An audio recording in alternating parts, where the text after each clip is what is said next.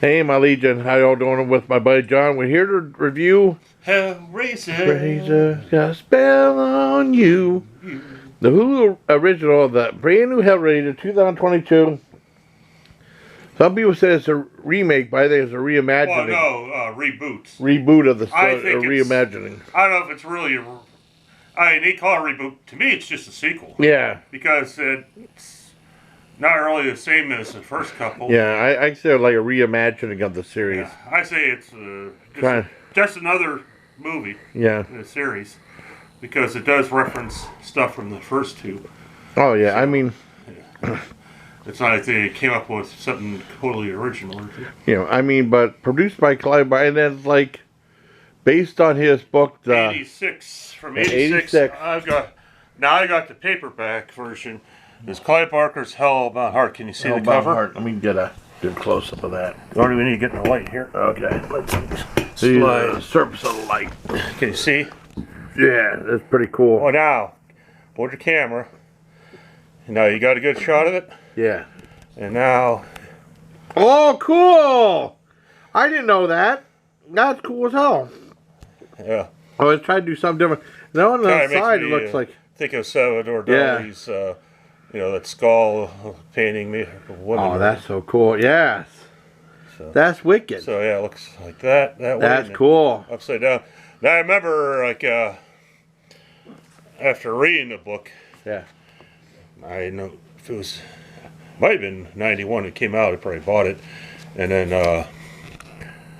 or down at the Burl bar. I think it was after some girl dumped me. Yeah. So I wrote on the Steam on the window, hell is where the heart is. Well, the heart. Oh, yeah. I mean, this is like a Hulu original. I mean, because, I mean, the true sequels were like the first two. And then the 3 and 4 were like sequels. After that, they were like in-name only sequels, in my opinion. That's like something that got started with like the Howling movies and also... Which is okay. I mean, most of that was crap. Like the first two and the fifth were the only ones I liked until this one. Yeah. And back then, I forget the exact dates now. If it was sometime in the 90s. Yeah. In Marvel's adult imprint, I think it was Marvel's Image, which I think that was the name. They came out with a series of HELLRAISER comics, and it was a higher quality that they reserved for like the graphic novels. Yeah.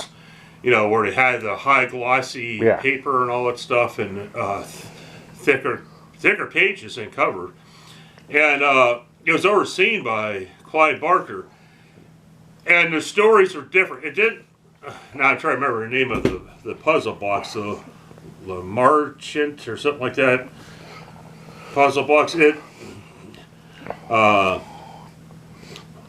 wasn't all around that. Yeah. So like the one puzzle was this lady was trying to figure out a score to a song. You know, incredible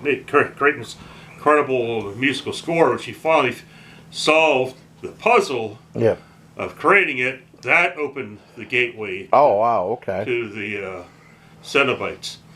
So it was more like that. It didn't have really anything to do with the puzzle box. Yeah. It was just solving puzzles opened the doorway. And again, that was overseen by Clive Barker himself. Yeah. So it doesn't have to follow exactly with the original two to consider it a sequel. Yeah. I think there's a lot of, if I remember, and that's the only one I can remember off the top of my head, there was a lot of good stories, and there was only a handful of sequels then. I'm like, instead of making only shitty ones, why don't they take some of these stories from the comic books and adapt them? Yeah. I don't know. I mean, much better than what they came out with. Yeah. Well, I just like what they did with like you said, Howling and Silent Night, Deadly Night. They had like 1 or 2 like original, and then they would like all in-name only sequels or stuff like that. Like I remember like Silent Night, Deadly Night Part 4 barely. I mean, it was around wintertime. Christmas wasn't mentioned. There was a Christmas tree in like one shot, and it was about a coven of witches. It had nothing to do with a Santa Claus kill like that. You know what I mean? But I definitely want to do like a another thing, revisiting a Hellraiser franchise from worst to best. Right. This is really good. I really like the fact they used the puzzle box and stuff like that. They had people that were like damaged. You know what I mean? And this one rich guy said, you know, he'd get a prize that no one else would. Right. And, you know, it's like they brought back, they had a female Pinhead. No one is ever going to be as good as Doug Bradley as Pinhead, right? But this, even he was blown away by her. Oh, I know. I think, like, they said, I think Chris Douglas said that one girl had trouble getting roles, but she wanted to do her best in this one. And I think as far as, like, the Doug Bradley Pinheads, this is the best one. The other two, I wasn't that great. Yeah, it's kind of interesting, too, because, like, the heads of the pins are a little shiny. Yeah. The book that they do in the movies, they're bejeweled. They're bejeweled? Oh, wow. The pins, yeah. So, I mean, keep in mind that Clive Barker is homosexual. Yeah. So there's a lot of his stories that explore sexuality, which didn't really do that much in this one. Well, I mean, like, sadomasochistic. Yeah, but pain and pleasure, Well, yeah, but they didn't really explore it. Yeah, they didn't explore it much.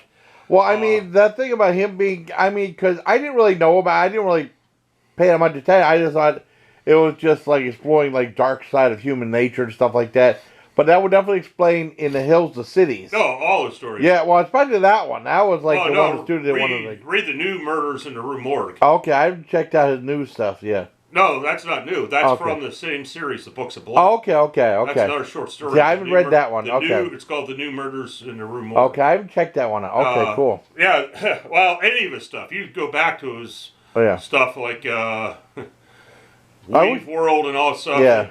It's all very sexual. There's one called Imagica where this guy meets somebody that's a third sex. Yeah. Oh, wow. Yeah, and so a lot of his work, if you read the books, explores sexuality. Well, I know. And even in the first couple of movies of Hellraiser.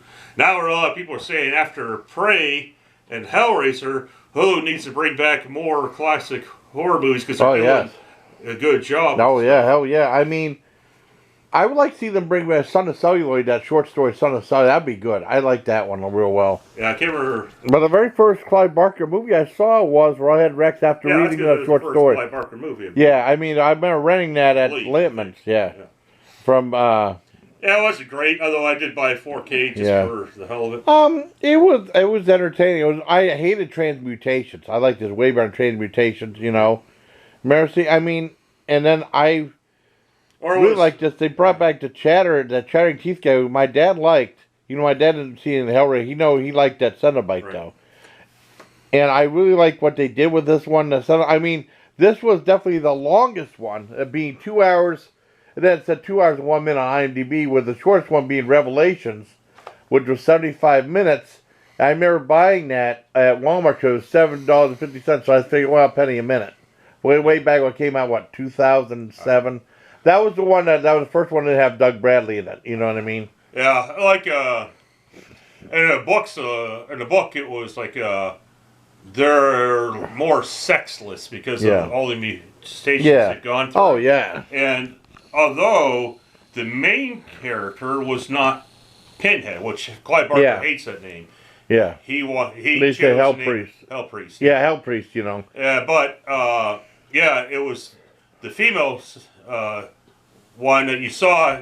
They brought her back first one where her skin was split open. Yeah, I believe that was the one from the first two. Yeah, not the same actress. Yeah, but she was the one in charge of them all. Oh, I remember. Yeah, and in the book they go into detail. It was like, I can't remember if it was a vision someone has where she's naked on a throne. Yeah, and there's all these human tongues along her thighs. Oh wow, stuff like that. That's wicked. yeah, and I'm like, oh wow, they left this stuff out of the movie. This was pretty wild. That'd be pretty raunchy. I don't know if that would, because back then it was like really weird for like the MPAA to give it an X rating. This before NC-17 came out. Right. You never know. I mean, but they really pushed the boundaries with the first two. You know, showing the gore and stuff. You know. Yeah. But I mean, you know, I really loved this movie. This was great. I give this a 10 out of 10. I thought she did a phenomenal job.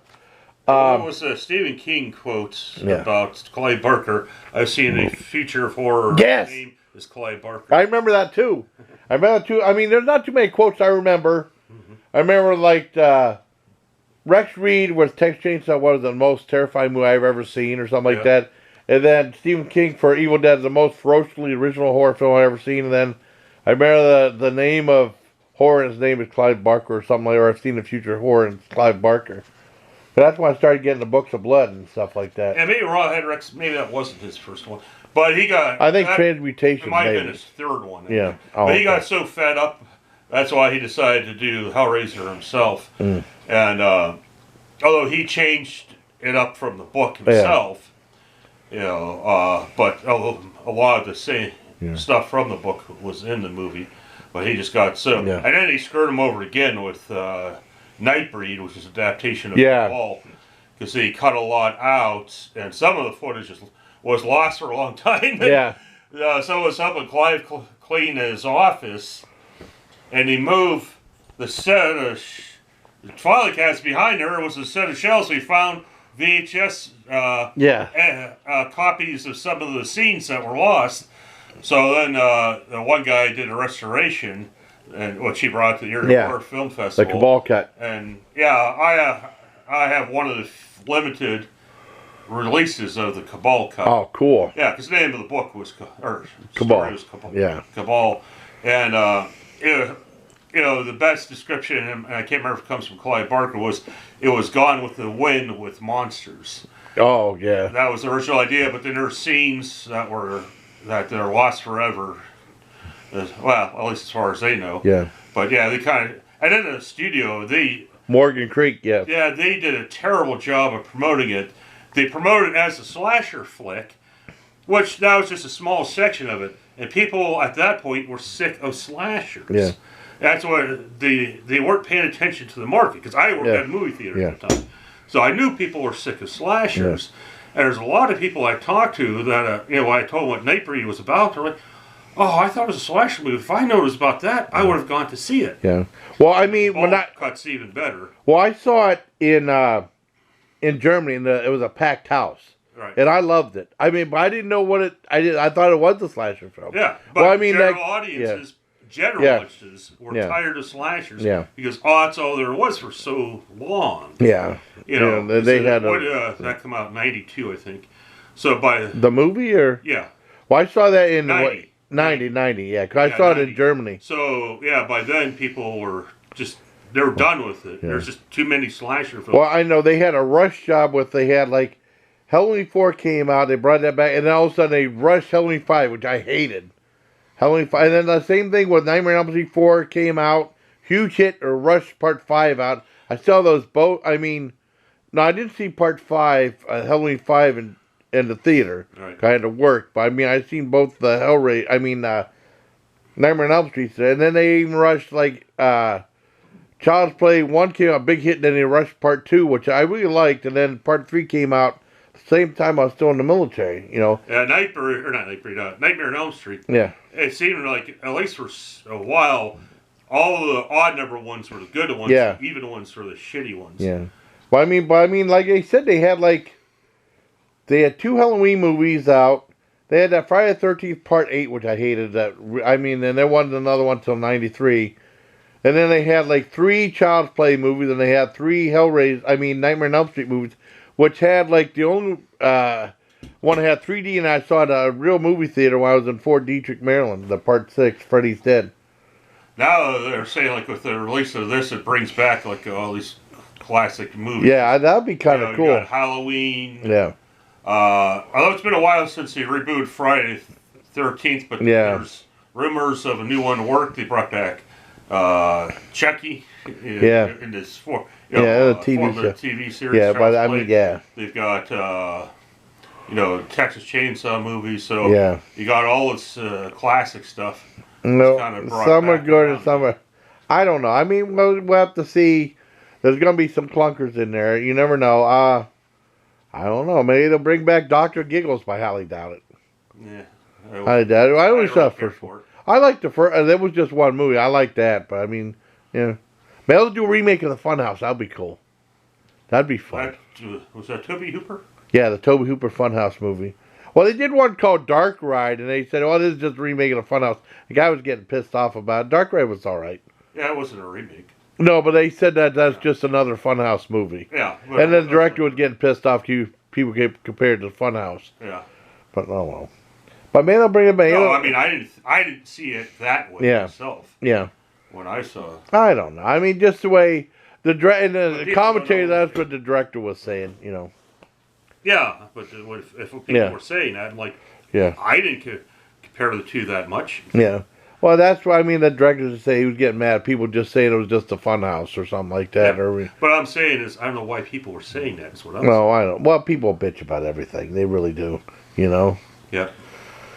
So the way the designs were, they showed more flesh and innards and the designs of the Cenobites than. I think they were using like. They got away from the latex. Fetish outfits. Yeah, I mean, but it was really interesting. They showed like, I think they used stop motion for some of the stuff with the flaying of the flesh and stuff like that. It wasn't all CGI stuff. It was really trying to be a throwback. And you said it was like parts of the soundtrack added in here. So they took like some of the notes and put it in this one. Yeah, I just wish they had that sound in the first two. What bloom when they hear bloom at the very end. Yeah, they did that at the end of the bloom. But that was cool. I like that. Dad liked it. But it wasn't as good as the first two. I mean, just I think some stuff had to go. Yeah, they had some throwbacks to the first two, and I really liked that. I really was very happy with the new Hellraiser. I give it a 10 out of 10, and I got to take some notes and do like my own franchise redoing the. I don't know if I did it for Hellraiser. I think I did.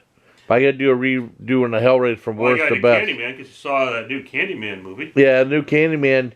I never saw. Well, that's why you got to go back and watch it, and then you can do a whole thing on that. Yeah, well, I never saw a second, third one because you said those were bad. I never saw a third one because the second one was so god awful. Yeah, it's like every time you saw a black guy, you're supposed to jump thinking he's a sit. Oh, and me and my not the Sandman, the Candyman. Me and my buddy, luckily, were the only two in the theater because we're like two movie critics on the Muppets just.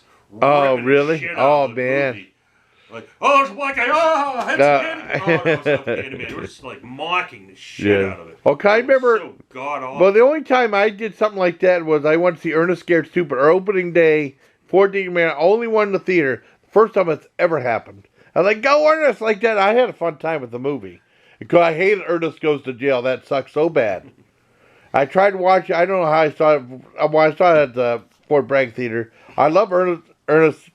Well, Ernest Goes to Camp and Ernest Saves Christmas. But I mean, I guess that's it for me, my bad, John. I give the Hellraiser a 10 out of 10. I really liked it. So until next time, everybody, please. Yeah, so until next time, everybody, please take care of my Legion.